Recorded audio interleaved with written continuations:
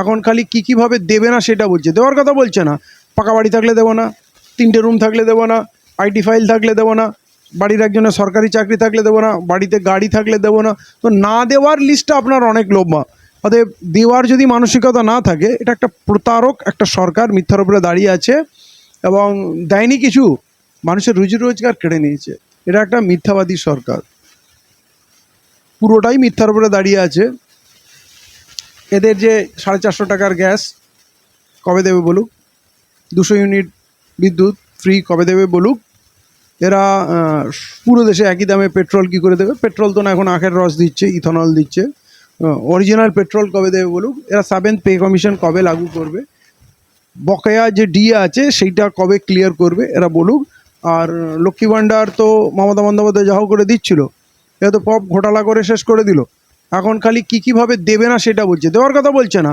পাকা বাড়ি থাকলে দেবো না, 3টে রুম থাকলে দেবো না, আইটি ফাইল থাকলে দেবো না, বাড়ির একজনের সরকারি চাকরি থাকলে দেবো না, বাড়িতে গাড়ি থাকলে দেবো না। তো না দেওয়ার লিস্টটা আপনার অনেক লম্বা। অতএব দেওয়ার যদি মানসিকতা না থাকে, এটা একটা প্রতারক একটা সরকার মিথ্যার উপরে দাঁড়িয়ে আছে এবং দেয়নি কিছু, মানুষের রুজি রোজগার কেড়ে নিয়েছে। লক্ষ লক্ষ মানুষের রুজি রোজগার। এক তো চতুর্দিকে বাড়িঘরদোর ভাঙছে, দোকান ভাঙছে, পিডাব্লিউডির রাস্তায় মানে কার একটা শেড বেশি আছে, কার একটা হোর্ডিং লাগানো আছে, খুঁজে খুঁজে ভাঙছে। ন্যাশনাল হাইওয়ে স্টেট হাইওয়েতে এখন টোটো যাবে না, তাতে অন্তত 20 লক্ষ যুবক তারা তাদের রোজগার হারাবে। ট্রেনে হকার উঠে গেল, ভিখারি উঠে গেল, ভিখারি ভাবছে এবারে ভিক্ষা কী করে করব। তো এই যে ধ্বংসলীলা এরা চালিয়েছে, এটা অ্যাকচুয়ালি বড় কর্পোরেট ওয়ার্ল্ডের জন্য এরা এই বাংলাকে সাজাচ্ছে। তাদের জমি জায়গা হবে, নতুন হাইওয়ে হবে, রাস্তা হবে, ঝাঁচকচকে শহর হবে যেখানে গরিবের কোনো জায়গা থাকবে না। তারপরে তো ওইসব কি থুতু ফেললেও টাকা লাগবে, মানে লন্ডন বা নিউ ইয়র্ক সিটি এরা বানাবে মনে হয়। হ্যাঁ, মানুষ জন্য কোনো পরিষেবা নেই। আপনি রাস্তায় যে শৌচালয় পাবেন, তার আগে তো ব্যবস্থা করবে, তারপরে তো আইন লাগু করবে। মোটর ভেহিকেলসের অ্যাক্টের রমরমা আছে, এই হেলমেট, নো সিগনাল, অমুক তমুক, কিন্তু রাস্তার গাড্ডাগুলোকে ঠিক করবে। অ্যাক্সিডেন্ট হলে হেলমেট পরলে সেফটি হবে, আর রাস্তা ভালো হলে সেফটি হবে না। রাস্তাগুলোকে ঠিক করুক, ব্রিজগুলো ভেঙে পড়ছে। তো এরা একটা মিথ্যাবাদী প্রতারক সরকার। আপনি দেখবেন এই কিছুদিন বিভিন্ন ইস্যু ঘটতে ঘটতে ওই অন্নপূর্ণা যোজনাটা উঠেই যাবে, বলবে আর আমরা দেবো না, এটাই হবে শেষ কথা। এটা আবাস যোজনা, এটা হচ্ছে বাঁশ যোজনা, মানে না বাঁশ কেন ঝাড়ে, এটা হচ্ছে সেই রকম একটা ললিপপ। যারা 3,000 টাকা দিতে পারে না, এখন তারা 3 লাখের স্বপ্ন দেখাবে, 30 লাখের স্বপ্ন দেখাবে, কী স্বপ্ন দেখাবে। এদের কথাগুলো কখনো সিরিয়াসলি নেবেন না। এর ঠকবাজির একটা দল ঠকাবে। আরে এর তো ইকোনমি ধসে যাচ্ছে, পেট্রোল আনানোর পয়সা নেই, ইরান এদেরকে সস্তায় তেল দিচ্ছে, ধারে তেল দিচ্ছে, সেই তেল নেওয়ার ক্ষমতা নেই। গাডগারির ছেলেদের ইথানলের ফ্যাক্টরি আছে, বলে ইথানল বেচো, তাতে পুরো কোটি কোটি গাড়ি ধ্বংস হয়ে যাক, সিজ হয়ে যাক ইঞ্জিন, ঠিক আছে। এদের কোনো কথাকে ভালোভাবে নেবে না। প্রধানমন্ত্রী বলেছিলেন 15 লাখ আएंगे, আসেনি। सबको पक्का मकान मिलेगा 2022 तक, আসেনি। किसान को डबल रोजगार मिलेगा, फसल का डबल कीमत मिलेगा, আসেনি। এরা মেয়েদের বলেছিল বেটি পড়াও বেশি পড়াও, কিছু হয়নি। স্মার্ট সিটি, ডিজিটাল সিটি, কিছু হয়নি। অতএব এরা যা বলবে সব মিথ্যা বলবে। এবং এরা এমনকি ভ্যাকসিন দিয়েছিল, জোর করে ফ্রিতে ভ্যাকসিন দিয়েছিল, সবাই গেছিলো না। ভারত সরকারের মোদিজির ছবি লাগানো আছে, তো এটা সেফ, এটা ভালো, অনেক বোঝানো হইলো। তারপরে সেই ভ্যাকসিন প্রস্তুতকারক কোম্পানি আদালতে বলল আমাদের ভ্যাকসিন ত্রুটিপূর্ণ এবং এর জন্যে রক্ত জমাট বেঁধে যাচ্ছে, হার্ট অ্যাটাক, ব্রেন স্ট্রোক অনেক বেশি বেড়ে গেছে এবং এটা প্রচণ্ড ক্ষতি করেছে। এখন দেখবেন প্রতিটা মানুষে যারা নিয়েছে তাদের সব অ্যালার্জির প্রবলেম, হজমের প্রবলেম, ঘুমের প্রবলেম, মাসেলসের প্রবলেম, হাজারো প্রবলেম। এবং এরা সামান্য কারণে টুকটুক করে ব্রেন স্ট্রোক হয়ে হার্ট অ্যাটাক হয়ে মারা যাবে। তো এইটা হচ্ছে মোদিজি, মানে মোদিজি, আমি কসম খেয়ে বলতে পারি মোদিজি কোনো কাজ করবে আর মানুষের ক্ষতি হবে না, এটা হতে পারে না। ভাষা নেই, মানে নোংরামুর কি চরম বহিঃপ্রকাশ এই বিজেপি সরকারের। স্কুল চাওয়ার জন্য তার বাড়িতে গিয়ে ভাঙচুর করা, তার বাবাকে হত্যা করা, ওকেও হত্যা করতে গেছিল স্কুল চেয়েছে বলে। সে কিন্তু লোন চায়নি, চাকরি চায়নি এবং নিজের জন্য স্কুল চায়নি। গ্রামের হেডমাস্টারের কাছে গিয়ে জিজ্ঞেস করেছে যে আপনাদের অডিটটা আমরা দেখতে চাই, যে স্কুলে কত ফান্ড এসছে, কোথায় কত ইনভেস্ট হয়েছে, কী কী ডেভেলপমেন্ট হয়েছে, স্কুলের যে পরিবেশ। কারণ এটা সিজেপি যে ককরোচ জনতা পার্টি, তাদের এটা একটা শিক্ষা ডেভেলপমেন্টের জন্য, স্কুলের অবস্থার উন্নতির জন্য একটা দেশব্যাপী একটা ওরা কর্মসূচি নিয়েছে, ওদের ছেলেরা স্কুলে যাবে। তো এরা ভাবলো আব্দুল তো একটা সামান্য ছেলে, স্কুলে এসে হিসাব চাচ্ছে, অডিট রিপোর্ট চাচ্ছে। ওই হেডমাস্টারও মনে হয় ওই চুরিতে ঘাপলায় সামিল, কারণ টাকা গভর্নমেন্টের যে গ্রান্ট আছে সেগুলো লুটুপুটে খেয়ে নেওয়া হয়। তিনি ভয় পেয়ে গিয়ে বিজেপির দপ্তরে ফোন করলেন। বিজেপি বললো ঠিক আছে, আমরা লোক পাঠিয়ে দিচ্ছি, এখনই ওকে আমরা শেষ করে দেবো, আর যেন কেউ কথা না বলে। এটা উদ্দেশ্য হচ্ছে প্রতিবাদের আওয়াজ বন্ধ করা, প্রশ্নকে থামিয়ে দেওয়া।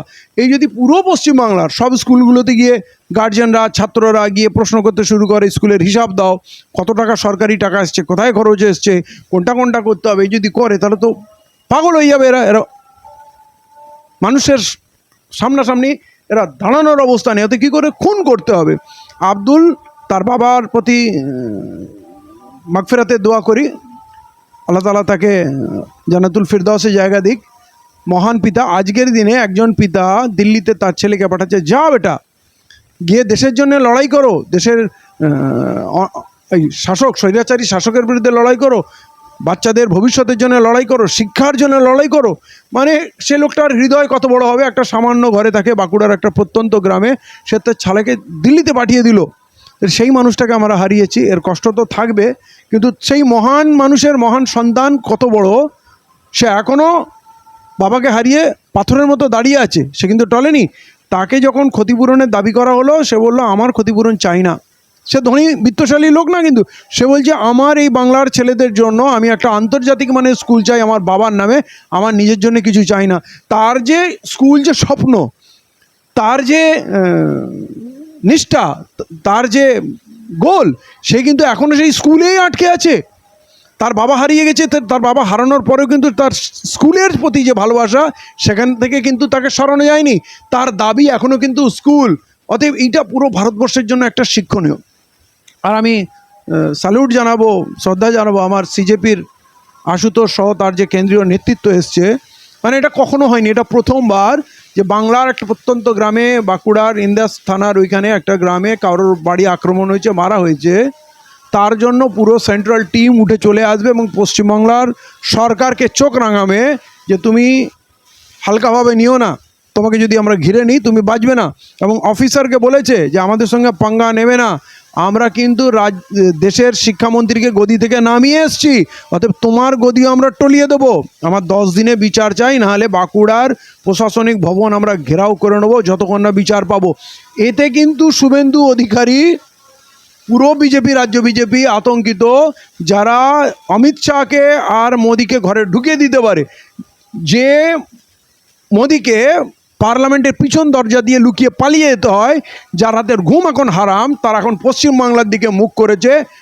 আমি নিশ্চিত শুভেন্দু অধিকারীর পা ঠকঠক করে কাঁপছে, বিজেপি কাঁপছে। এরা যদি বাংলার মুখী হয়ে যায়, বাংলার দিকে একবার ঘোরে, বাংলায় পা ফেলে দিয়েছে, বাংলায় কিন্তু টিকা দায় হয়ে যায়। এমনি বাংলা বিপ্লবের মাটি, বাংলায় এই বিজেপির কোনো জনপ্রিয়তা নেই। মানুষ যারা ভোট দিয়েছে তারা হাত কামড়াচ্ছে যে ভুল হয়ে গেছে, সুযোগ পেলেই আমরা সংশোধন করব। তো এদের এই আগমন ভারতবর্ষের রাজনীতিতে একটা নতুন সূর্য দেখাচ্ছে। যারা তার সহকর্মীর উপরে একটা আঁচড় আসলে, বা এটা অনেক বড় ঘটনা যাই বলুক, তারা কাশ্মীর থেকে কন্যাকুমারী, গুজরাট থেকে মণিপুর পর্যন্ত তারা কিন্তু ঢুকে যাবে এবং সেই সরকারকে কাঁপিয়ে দেবে। তারা কাউকে ছেড়ে কথা বলবে না।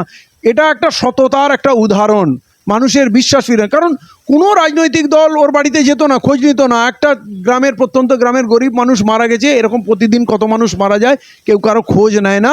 তাহলে এইটা কিন্তু এখন পুরো দেশের দৃষ্টি ওদিকে, রাজ্যের অন্য পলিটিক্যাল পার্টিও যাচ্ছে। আমাকে কয়েকজন সাথী বলল ভাই আমাদেরও যাওয়া উচিত। আল্লাহ ভাই, সিজেপি এসে গেছে, ন্যাশনাল মিডিয়া এসে গেছে, পুলিশ প্রশাসন ভয় পেয়ে গেছে, শুভেন্দু অধিকারী থরথর করে কাঁপছে, তার মুখ থেকে কথা বেরোচ্ছে না। এই সময় ফটো খিচানোর জন্য ওখানে যাওয়ার দরকার নেই। যেখানে কেউ যায় না, যারা অবহেলিত, তাদের জন্য যাও, সেইখানে যাও, সেইখানে আমরা যাব। যে কাজটা হয়ে গেছে, আর এরপর কিন্তু ওই আব্দুলের গায়ে কেউ হাত তোলার কথা ভাববে না, ওর বাড়িতে একটা ঢিল ছড়ার কথা ভাববে না, ওর মার দিকে কেউ তাকানোর কথা ভাববে না, তারা এখন সুরক্ষিত। অতএব আমি পূর্ণ কৃতিত্ব দেবো আশুতোষ সহ ওর সিজেপির পুরো টিমকে। তারা যে কাজ করেছে ভারতবর্ষের বুকে মানুষের নতুন করে বিশ্বাস তারা জাগাচ্ছে। এটা তো ওই একই ফিক্স এজেন্ডা, এরা কাউকে প্রতিবাদ করতে দেবে না। এই যে গুন্ডা দমন আইন এনেছিল মানুষকে ভয় দেখানোর জন্য, এই যে আব্দুলের বাবাকে হত্যা করা, আজ যাতে কেউ স্কুলে গিয়ে হিসাব না চায়, প্রতিবাদকে এরা ভয় পায়। যেমন নরেন্দ্র মোদী আজ পর্যন্ত কোনো প্রেস কনফারেন্স করেনি, প্রশ্ন শুনলে ভয় পায়, ঠিক আছে না? রাত্রে 2টোর সময় ঘুম হচ্ছে না, এসে ইনস্টাগ্রামে বকবক করছে, হাই ফ্রেন্ড করছে, কখনো বলছে ব্রাদার্স, ভাইও, মিত্র, হবি যাবি সব বলছে, ঘুম হচ্ছে না। কিন্তু উনি কি জান্তর মান্তরে চলে আসতে পারতেন? উনি এত লৌহ পুরুষ 56 ইঞ্চ, যেখানে বাচ্চারা ওখানে তখন কাজ করছিল, ধর্মেন্দ্র প্রধানের ইস্তফা চাচ্ছিল, ওনার তো চাচ্ছিল না, প্রথম দিনেই চলে আসতে পারতেন। তো যদি বলতো ফ্রেন্ডস বা বাচ্চা আমারে ঘরকে বাচ্চে, যদি এটা মনে হতো দিল্লির বুকে থেকে উনি দিল্লির জান্তর মন্দে আসতে পারতেন, ওদের আশ্বস্ত করতেন যে ঠিক আছে তোমরা বাড়ি যাও, আমি ওকে সরিয়ে দিচ্ছি, তাহলে ওনার ইমেজ বেঁচে যেত। কিন্তু এই লুকোচুরি করতে করতে করতে করতে এখন টার্গেট উনি নিজেই হয়ে গেছেন, এবং আমার মনে হয় না 3 মাস উনি গদিতে বসে থাকতে পারবেন। একই গোয়ালের গরু, ও তো মমতা বন্দ্যোপাধ্যায়েরই ছাত্র, ওই স্কুলে তো অনেকদিন পড়াশোনা করেছে। এরা স্বৈরাচারী। আমরা আবু সিদ্দিকেরও হত্যা দেখেছি পুলিশ কাস্টাডিতে, আমরা বাড়িতে ঢুকে মধ্যরাত্রে আনিস খানের হত্যা দেখেছি, আমরা প্রিয়াঙ্কা হাসদাকে বাধ্য করেছে হত্যা হতে, আমরা ওই বীরভূমের মেয়েটি ওরও দেখেছি ঘটনা, আদিবাসী মেয়ে, 13 বছরের মেয়ে, তারও রেপ অ্যান্ড মার্ডার হয়েছে। এরকম বাগটুয়ের ঘটনা, যে এরকম অজস্র ঘটনা চলেছে। মুখ্যমন্ত্রী বলেছিলেন ছোট ঘটনা, সাজানো ঘটনা। আজকেও দেখলাম শুভেন্দু অধিকারী সেই ব্যাপার, এই রেপ মার্ডার কিছুতেই ওনার কিছু যায় আসে না। সূর্যপুরে প্রতিবাদ হয়েছিল, উনি রেগে গেলেন। প্রতিবাদ কেন হবে? নিজে গিয়ে রেপিসদের বাড়িতে গিয়ে 25 লক্ষ টাকা দিয়ে চাকরি দিয়ে ওদের আস্ত করলেন, ম্যাহু না, আমি আছি, রেপিসদের সঙ্গে আমি আছি। তো রেপিসদের বুকের পাটা বেড়ে গেল, এখন মানুষ প্রতিবাদ করতে ভয় লাগবে, জেলে পুরে দেবে। এবং মুখ্যমন্ত্রী বলেছে যারা ঘর থেকে বেরিয়েছে তাদের কী করে ঘরে ঢুকাতে হয় আমি জানি। অতএব উনি পুরোপুরি এই দুষ্কৃতীদের সঙ্গে আছেন, সাধারণ মানুষের বিরুদ্ধে ওনার যুদ্ধ ঘোষণা। অতএব এরা প্রতিবাদী কণ্ঠকে তো কখনোই দাঁড়াতে দেবে না। এবং একটা লোক তথ্যগুলো দিচ্ছিল, প্রভাস মণ্ডল, তাকে এনকাউন্টার করে অ্যাকচুয়ালি হত্যা করে শেষ করে দেওয়া হলো প্রমাণ লোপাট করার জন্য। এই কেসের ভবিষ্যৎ অন্ধকার হয়ে গেল। যে কথাগুলো বলেছে তাকেই শেষ করে দিল ইনভেস্টিগেশনের আগে, তার আগেই মুখ্যমন্ত্রী তার ফয়সলা জাজমেন্ট ঘোষণা করে দিলেন, ওকে মেরেছে ধর্মের ভিত্তিতে, ও নিরীহ। মানে ধর্ম একদিকেই দেখতে পেলেন, বাকি দিকে উনি ধর্ম দেখতে পেলেন না। তাহলে এই ধরনের মুখ্যমন্ত্রী থাকলে এই ধরনের ঘটনা হবে। এবং এরা সবসময় যেহেতু এরা অন্যায় করে, এরা প্রতিবাদীদের এরা ভয় পাবে। মুসলিম হত্যা তো মুসলিম হত্যা বলে না, দলিত আদিবাসী সবারই হত্যা হচ্ছে। মুসলমানদের হত্যা করে ওরা ভেবেছিল যে আমরা মনোরঞ্জন করব, হিন্দুরা খুশি হয়ে যাবে। মানে এদের ধারণা যে সমস্ত হিন্দু মনে হয় মুসলমানের শত্রু, মুসলমানদের টাইট দিলে, অত্যাচার করলে এরা খুশি হবে। এটা হয়তো একটা লেভেল পর্যন্ত কিছু মানুষের মধ্যে ছিল, কিন্তু আজকের দিনে বাংলার মানুষ ভোট দেওয়ার পর বুঝছে যে না, এরা মুসলমানদের গাল দেয়, ক্ষতি করে হিন্দুদের। এদের পলিসি এরকম। দেখুন, যত ক্ষতি 90% ক্ষতি কিন্তু হিন্দুদের হয়েছে, কিন্তু মুসলমানদের হুঙ্কার দিয়ে এই মাইক করবো, এই গরু জবাই করতে দেবো না, এই তোমাদের রাস্তায় নামাজ পড়তে দেবো না, এই তোমাদের ছেলে পুরে দেবো, এইসব হম্বিতম্বি চলছে। কিন্তু ক্ষতি যেটা হয়েছে, এই যে হকার উচ্ছেদ হয়েছে, 90%-এর উপরে হিন্দু মানুষের দোকান, রুজি রোজগার, ঘরদোর লুট হয়ে গেছে। গরু আমরা কিনিনি, মুসলমানদের পয়সা বেঁচেছে, কিন্তু ওই পয়সাটা হিন্দুদের ঘরে যেত, তারা শেষ হয়ে গেছে। তাদের মানে নিজেদের মুখে বলেছে আমাদের বিষ খাওয়া ছাড়া, গলায় দড়ি দেওয়া ছাড়া শেষ হয়ে গেছে হিন্দুরা। মুসলমানরা গরু দিতে পারেনি, খাসি দিয়েছে, বা কিছু দেয়নি। যারা কিছু দেয়নি তাদের বাড়িতে তার টাকাটা বেঁচেছে, কিন্তু ক্ষতি তো হিন্দুদেরই হয়েছে। আজকে বলুন, তারা দুধের ব্যবসায়ী যারা যা করছে সবগুলো এখন দুধের ব্যবসা, গরু না থাকলে সবাই কিন্তু যেটুকু গরু আছে বেচে বাঁচে শেষ করছে, ভাই আর গরুর ব্যবসা করব না। কারণ কোরবানিতে যদি গরু বেচতে না পারি তাহলে সারা বছরের খরচ আমার উঠবে না। তাহলে এখন বলছেন আমুল ইন্ডিয়া আসবে, 6000 কোটি টাকা ইনভেস্টমেন্ট করবে। মানে বাংলার গরু ব্যবসায়ীদের ধ্বংস করে গুজরাটি গরু ব্যবসায়ীদের তোমরা এখানে আনছো। নরেন্দ্র মোদী আমেরিকার সঙ্গে ডিল করছে, ওখান থেকে দুধ আসবে। মানে এখানকার ডেয়ারিকে শেষ করে দিয়ে আমেরিকান ডেয়ারি ফার্মগুলোকে চাঙ্গা করা এদের উদ্দেশ্য। তো এদের যে নীতি, এরা মুসলিম হত্যা করছে বলে নয়, এরা সবাইরই গরিব মানুষের শত্রু এবং হিন্দুদের সব থেকে বেশি ক্ষতি করছে।